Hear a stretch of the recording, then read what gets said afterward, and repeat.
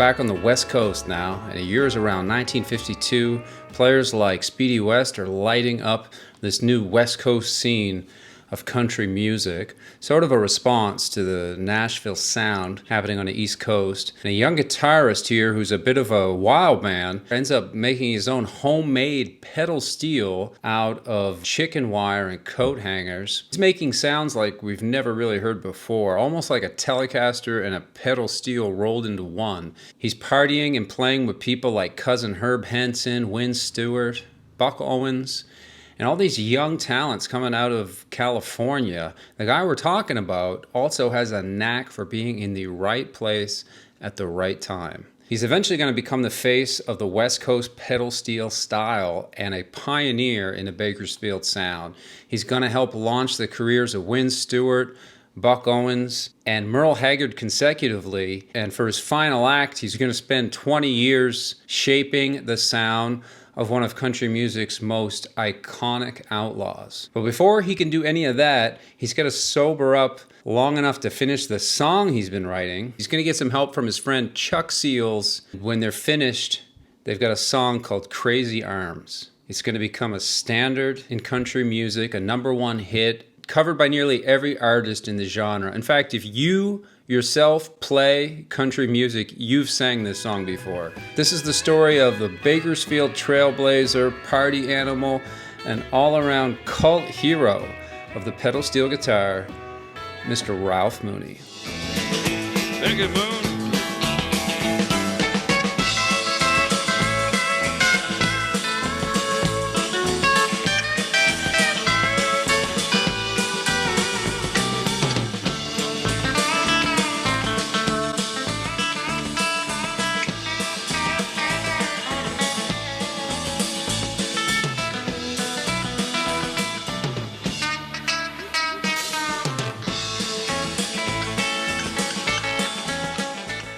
Born in Duncan, Oklahoma, September 16, 1928, Ralph Mooney grows up in California with his sister, and her husband begins teaching him guitar, fiddle, and mandolin. He hears Leon McAuliffe playing on the radio with Bob Wills, and he likes what he's hearing, so he figures out how to play steel guitar rag on his flat-top guitar using a kitchen knife as a slide.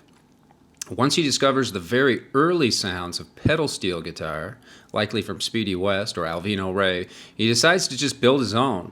He's got homemade pedals to be able to bend the strings, and a legend goes that Leo Fender borrowed this guitar to study how to make one himself.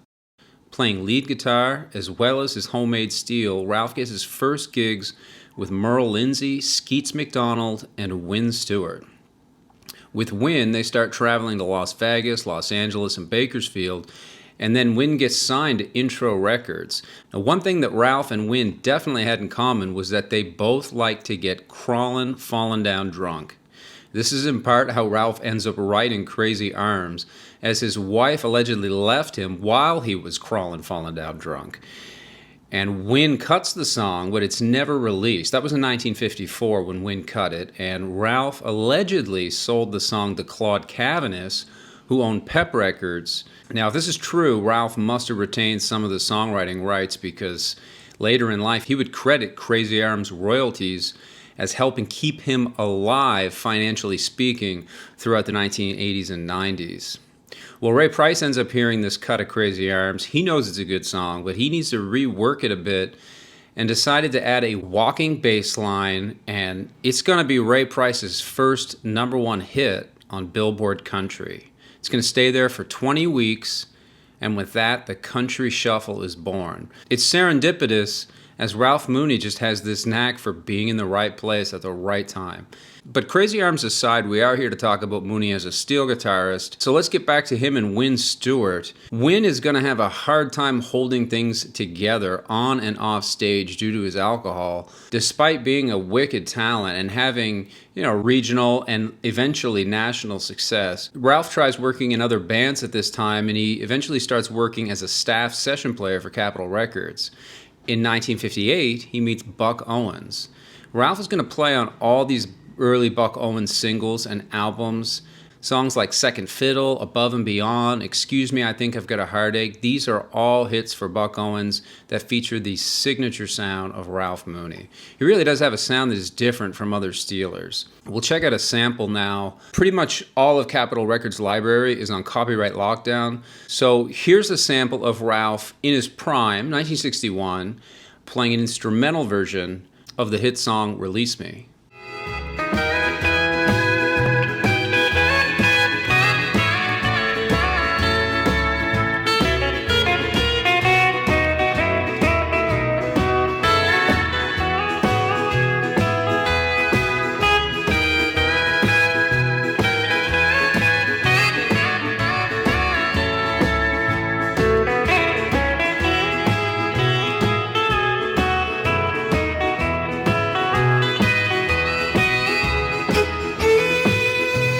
To summarize, Ralph basically does a tenure with Buck Owens and Merle Haggard consecutively, in which we see him playing on the first 4 to 5 albums with both of them. And then Buck ends up securing Tom Brumley as his permanent Steeler. And after Mooney's departure from the Strangers, which involves Mooney stealing the band bus and attempting to drive himself home during a snowstorm, Haggard would secure Norm Hamlet, who stays with him right until Haggard's death in 2016. So Mooney's sound on all those songs and records, including Win Stewart's catalog, is really what makes him the quintessential Bakersfield steel guitarist. There are some other elements that make up the Bakersfield sound, but Mooney's stamp is all over it. During the 1960s, Mooney recorded his signature album with James Burton, Corn Pickin' and Slick Slidin'. This is a must-have record for all fans of steel guitar and country music in general. You're really not going to find a better showcase of Mooney's signature sound than this, and it's just a kick-ass record. He's had an on-again, off-again working relationship with Win Stewart going back to 1952, and he's working with him here again in the 1960s in Las Vegas. He's not the session player on Win's #1 re-recorded hit of It's Such a Pretty World Today, but he is on stage at the Golden Nugget jamming with Roy Nichols in between Win Stewart sets when a drummer named Richie Albright hears Mooney and introduces him to his boss, Waylon Jennings. Mooney joins Waylon and the Waylors in 1970, right around the time Waylon was starting to take creative control over his recording sessions. Again, the timing here of Ralph Mooney is impeccable, as he's going to be there in the band for Lonesome, Ornery, and Mean, which is a pivotal country music album and really the turning point in Waylon's career that's going to propel him to stardom. Here's an early clip of Mooney with Waylon back in 1970 doing Me and Bobby McGee.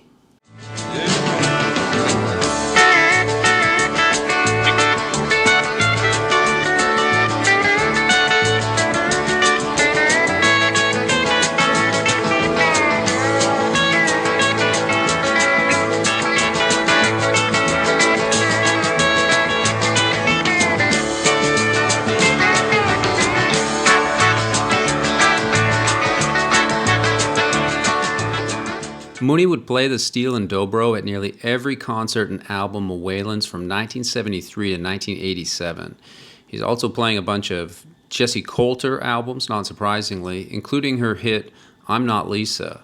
Now this is where the legend of Ralph Mooney really starts to take off, as he was not just a Steeler, but really an integrated part of the Waylon Jennings sound. That catalog of music just isn't going to sound the same without Ralph Mooney on it. It's really hard to imagine any other steel guitarist hanging with that group of guys with that lifestyle on those tours for that fucking long. I mean, Waylon once said, and I quote, "There's only one steel guitar player, and it's Ralph Mooney." He went on to say he was a cult legend in his own right, a steel guitar genius, and he was in his heyday. Now, Mooney was also just a character, one of these old school, high-functioning alcoholics, which there were many of in the music industry and in politics and everywhere back in the old days. Waylon also has stories of Mooney slumping over the strings and just passing out on stage mid-performance, to which Waylon would tell the crowd, "Ladies and gentlemen, Ralph Mooney has gone over the moon." Waylon was also known to blurt things out during Mooney's solos, such as "Show 'em the foot that made Haggard a star," or "Eat your heart out, Haggard." Little stuff like that, just because he could, I guess. And luckily, Waylon had a great sense of humor, which not every outlaw in country music had. In the 1980s, Mooney's trying to hang in there with the Waylon tours. He's playing on some Neil Young records, as is Waylon, and he joins up with Buck Owens again on one of Buck's last records. It's called Hot Dog. Mooney also had one more minor songwriting hit with a song he wrote for Johnny Rodriguez called Foolin'. That was in 1983, I believe. Well, Mooney eventually quit drinking and smoking after having a heart attack. When Stewart dies of a heart attack in 1985, age 51, Mooney's inducted into the Steel Guitar Hall of Fame and continues to make appearances at Scotty's annual steel guitar conventions in St. Louis, Missouri. March 20th, 2011, Ralph Mooney dies of complications from cancer. One of his last recording sessions was with Marty Stewart on an album called Ghost Train, the Studio B sessions, in which he plays a short instrumental version of his song Crazy Arms. And he also co-wrote a song with Marty Stewart on that record. Marty said of Ralph, quote, "He's the most important picker that ever came through my life." We'll briefly take a look at Moon's signature sound and discography, but first I want to show you a pretty cool clip I'm lucky to be able to share with you. This is Ralph Mooney's last live steel guitar performance that I'm aware of. This is 2009, and this clip, courtesy of steel guitarist Mickey Adams. Here he is at 80 years old, and he's all over it. Play it, Ralph.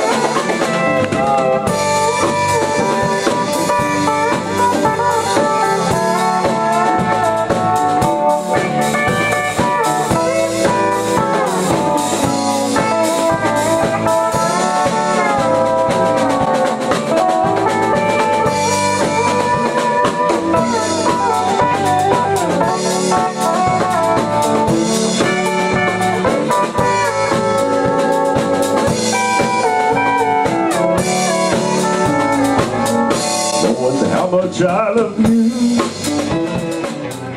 Ralph Mooney's trademark style and sound. His high G-sharp tuning made for a bright, piercing sound that really stands out. Mooney's sound has a lot of twangy pedal work in it and a lot of chicken picking. It really sounds more similar in tone to a guitar than some steel guitars that you'll hear. It cuts through the music and cuts through that loud beat driving those Waylon Jennings songs.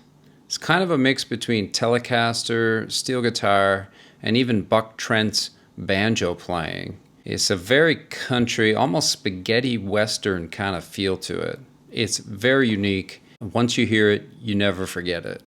Ralph Mooney was, to me, he was,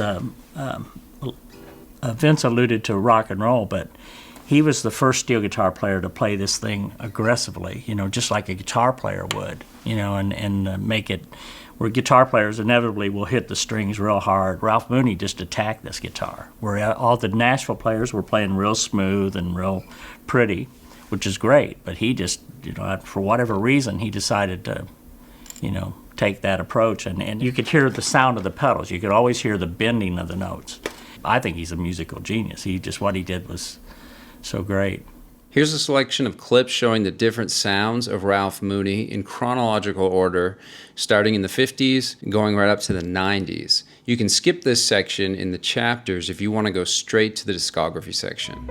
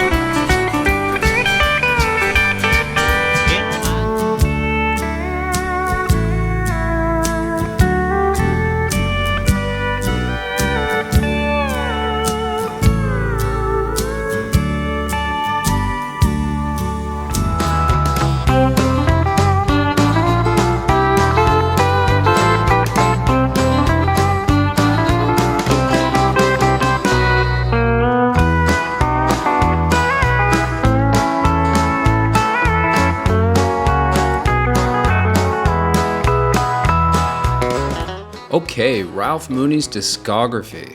Well, we've discussed a lot of the projects that Ralph was associated with, so here's an overview in chronological order that includes a few wildcard suggestions that you might not already be familiar with. Like Speedy West, Ralph's catalog is really concise and easy to separate into different blocks.